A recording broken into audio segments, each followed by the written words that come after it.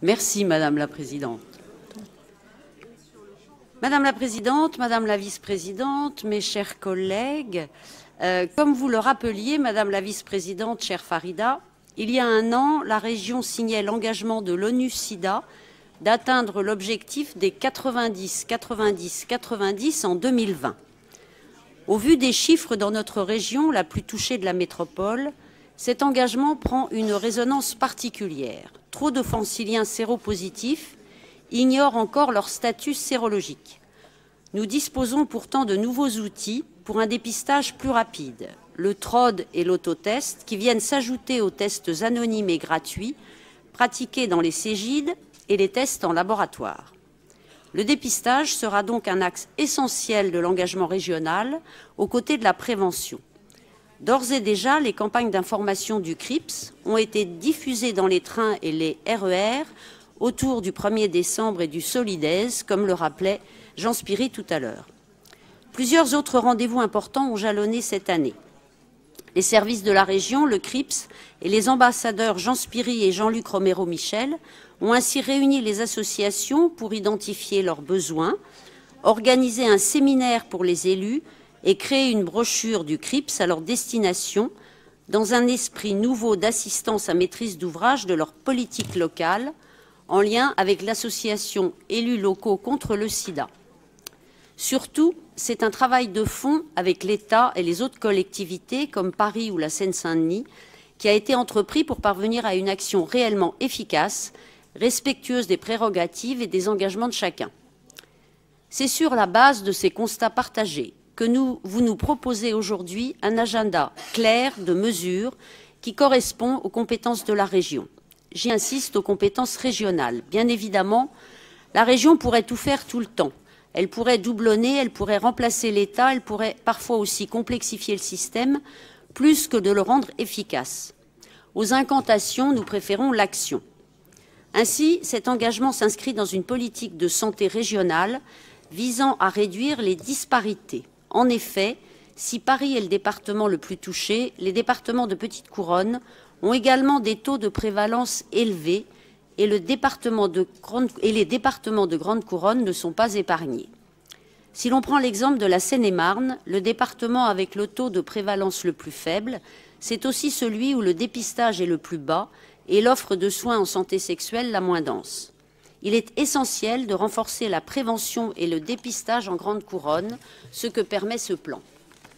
En matière de dépistage, la région va agir pour mettre à disposition de tous, sur tous les territoires, les nouveaux moyens de prévention. L'achat de 2000 autotests réalisés en lien avec Paris sans sida va bénéficier à de nombreuses associations sur tout le territoire, de toute taille, et orientant leurs actions vers les populations clés, celles qui sont les plus exposées au VIH. L'achat de bus TROD, comme celui que le CRIPS met d'ores et déjà à destination d'associations habilitées, va permettre d'étendre la couverture en tests rapides, réalisés en extérieur, aujourd'hui trop concentrée sur Paris et la petite couronne. Cette action se combine avec celle de l'État, puisque l'ARS veut renforcer l'offre de Cégides dans l'ensemble de la région. Cet engagement s'inscrit également dans une politique de prévention en direction de la jeunesse, où l'épidémie connaît une recrudescence. Les actions en direction des jeunes, par le biais des interventions du CRIPS dans les lycées et les CFA, ou via le développement de nouveaux outils de communication numérique, sont une priorité. La connaissance des outils de prévention est essentielle. Le préservatif reste central dans la lutte contre l'ensemble des IST. De ce point de vue, l'IPAS Contraception représente un outil précieux qui doit être complété par un vrai travail dans les lycées que vous avez lancé, Madame la Vice-présidente, avec Agnès Evren, pour le recensement des distributeurs et leur mode d'approvisionnement.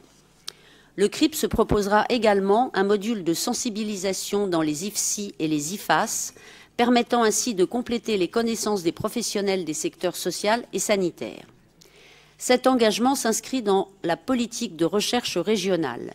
La région s'est d'ores et déjà engagée aux côtés de l'Agence nationale de recherche sur le sida pour accorder des bourses à une dizaine de jeunes chercheurs franciliens pour participer à la conférence internationale de Paris qui aura lieu du 23 au 26 juillet. C'est un rendez-vous incontournable de la recherche mondiale en matière de lutte contre le VIH, mais dont le ticket d'entrée est élevé. La région joue ainsi pleinement son rôle.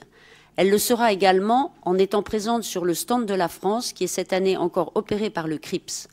Plus largement, la recherche sur le VIH est soutenue au travers les DIM One Health et thérapies géniques, qui représentent un investissement considérable de la part de la région.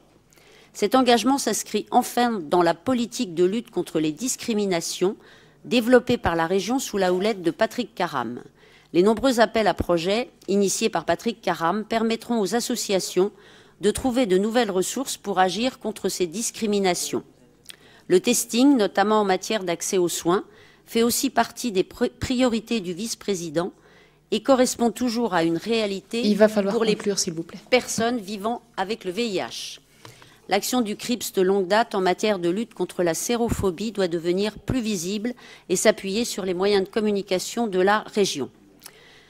Avec cette délibération, c'est dans les actes que nous rendons hommage à Madame Simone Veil, qui fut ministre de la Santé, si attentive dans la lutte contre le VIH, et Madame la Présidente a dit que désormais notre futur hémicycle s'appellerait Simone Veil.